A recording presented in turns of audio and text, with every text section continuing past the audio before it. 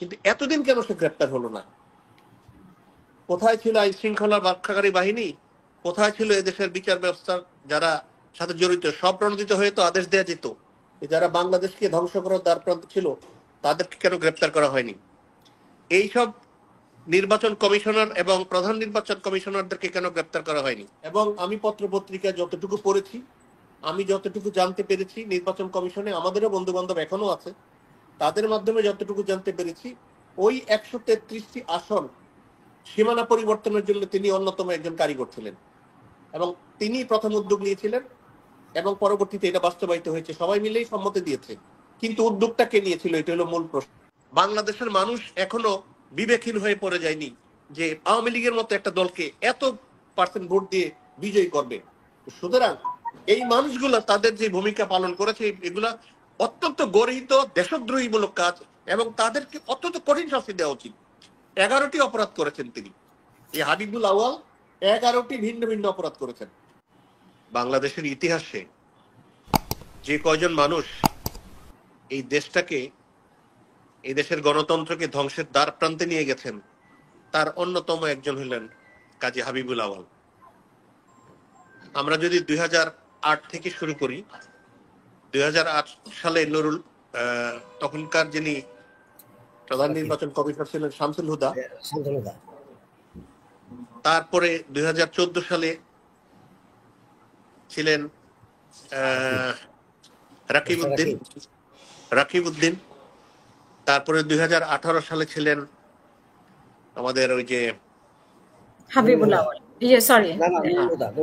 নুরুল হুদা, এবং 2024 হলেন কাজী হাবিবুল আউয়াল। এই কাজী হাবিবুল আউয়াল কিন্তু আওয়ামী লীগের নির্বাচিত লোক ছিলেন না। তাকে কিন্তু সার্চ কমিটি যারা ছিল তারা যে নির্বাচন করেছে, তখন কিন্তু সে বাংলাদেশের যে আইন মন্ত্রণালয় সেখানে সে দায়িত্ব পালন করছিল, সেখান থেকে কিন্তু তাকে উঠিয়ে নিয়ে আসা হয়েছে। He was simply a joint secretary. একজন জয়েন্ট সেক্রেটারিকে চিফ ইলেকশন কমিশন করা হয়েছে এবং এর বদান্যতা হিসেবে সে জাস্ট 2 থেকে 3% ভোটকে বেলা 3টা পর্যন্ত 27.15 এবং বেলা 4টার পরে 40% ভোট দেখিয়ে একটি ডেমি নির্বাচন করেছেন। এখন তিনি সেটা স্বীকার করছেন। কিন্তু এই বাঙালি জাতি বা আমরা বাংলাদেশিরা, আমরা এতটাই আবেগপ্রবণ যে এই মানুষটির এই চরম বিশ্বাসঘাতকতা এবং বাংলাদেশকে ধ্বংস করার যে তার সদিচ্ছা, এটাকে আমরা খুব সহজে ভুলে যাই, খুব সহজে আমরা তাকে মন থেকে মুছে ফেলি। এই যে জুলাই বিপ্লবের পর প্রায় 11 মাস হতে চলল, সে গ্রেপ্তার হলো মাত্র 1 দিন 2 দিন। কিন্তু এতদিন কেন সে গ্রেপ্তার হলো না? কোথায় ছিল আইন শৃঙ্খলা রক্ষাকারী বাহিনী? কোথায় ছিল এদেশের বিচার ব্যবস্থার যারা সাথে জড়িত? সব প্রণোদিত হয়ে তো আদেশ দেওয়া যেত। যারা বাংলাদেশকে ধ্বংস করার দ্বারপ্রান্তে ছিল তাদেরকে কেন গ্রেপ্তার করা হয়নি? এইসব নির্বাচন কমিশনার এবং প্রধান নির্বাচন কমিশনারদেরকে কেন গ্রেপ্তার করা হয়নি? আজকে যিনি উপদেষ্টা হিসেবে দায়িত্ব পালন করেছেন ব্রিগেডিয়ার জেনারেল সাখাওয়াত হোসেন, তিনিও কিন্তু ওই অপরাধীদের সাথে একজন অপরাধী। শামসুল হুদা কমিশনের একজন নির্বাচন কমিশনার। তিনি, আমি শুধু আউয়াল সাহেবের কথা বলবো না, তিনি 133টি সংসদীয় আসনের সীমানা পরিবর্তন করেছিলেন তার একক সিদ্ধান্তে, তার একক ইচ্ছায়। 133টি সংসদীয় আসনের সীমানা তিনি পরিবর্তন করে আওয়ামী লীগকে বিজয়ী করার জন্য 2008 সালে তিনি আওয়ামী লীগের বিজয় নিশ্চিত করেছিলেন।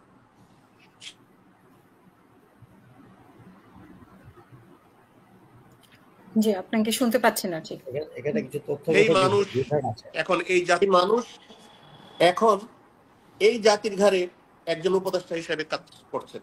কি বলছিলেন এতেশামুল হক? এখানে হারুন যেটা বললো, ব্রিগেডিয়ার সাখাওয়াত ছিলেন আপনার ইলেকশন কমিশনার হিসাবে এবং একজন সিএসপি সচিব ডক্টর শামসুল হুদা, যার নামটা ফ্লাইট হারুন বলেছেন। তো এখানে কিন্তু ইলেকশন কমিশনার যিনি থাকেন উনি এককভাবে কোনো কিছু ক্ষমতা রাখেন না, ঠিক আছে? এটা একটা বডি এবং চিফ ইলেকশন কমিশনার যদি হানা বলেন, এখানে কোনো ইলেকশন কমিশনার করার কিছুই নাই। এটা 1-11 হোক আর যাই হোক, কারণ তাদেরকে যখন গঠন করা হয় ডক্টর শামসুলের নেতৃত্বে, তখন ব্রিগেডিয়ার সাখাওয়াত ছিলেন, তারপরে বোধহয় খুব সম্ভবত কি মিস্টার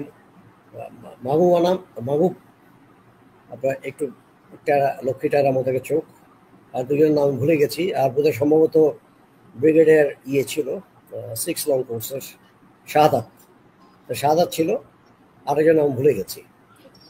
তো এটা সবার দায়িত্ব কিন্তু, ঠিক আছে, না ব্রিগেডিয়ার শাহাদাত পরে ছিল মিস্টার রাকিব, এটা সবার দায়িত্ব, এটা একক কোনো ইলেকশন কমিশনের দায়িত্ব না। Let us put things right. আমরা কাউকে ব্লেম করতে চাই, ব্লেম করতে পারি, বাট একা কাউকে ব্লেম করা ঠিক না, এটা পুরো বডিকে ব্লেম করতে হবে। স্যার আপনি ঠিকই বলেছেন, একজনের পক্ষে করা সম্ভব না, কিন্তু আমরা বারবার দেখেছি 1-2 জন ব্যক্তি অত্যন্ত উৎসাহী হয়ে এই সমস্ত কাজগুলোতে অংশগ্রহণ করে এবং বাকিরা পরবর্তীতে এগুলোতে সমর্থন জানায়।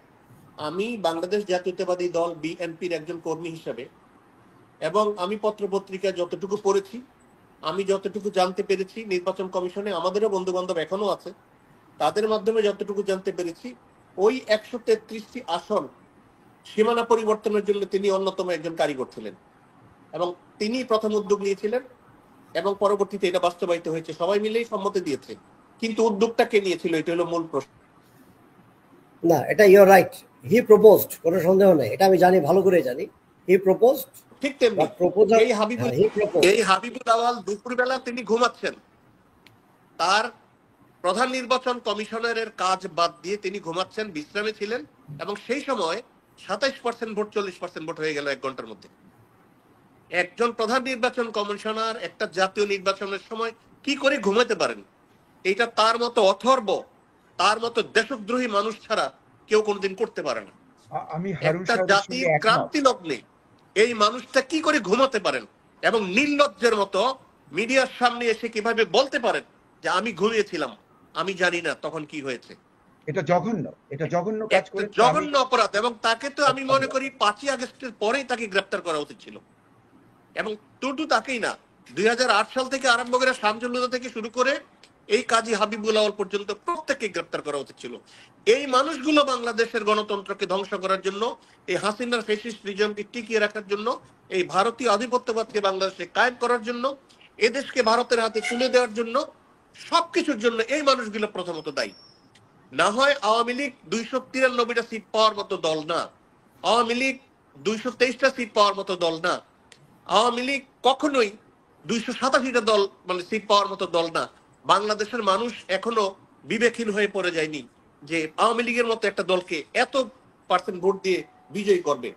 সুতরাং এই মানুষগুলা তাদের যে ভূমিকা পালন করেছে এগুলা অত্যন্ত গর্হিত দেশদ্রোহীমূলক কাজ, এবং তাদেরকে অত্যন্ত কঠিন শাস্তি দেওয়া উচিত। 11টি অপরাধ করেছেন তিনি, এই হাবিবুল আওয়াল 11টি ভিন্ন ভিন্ন অপরাধ করেছেন।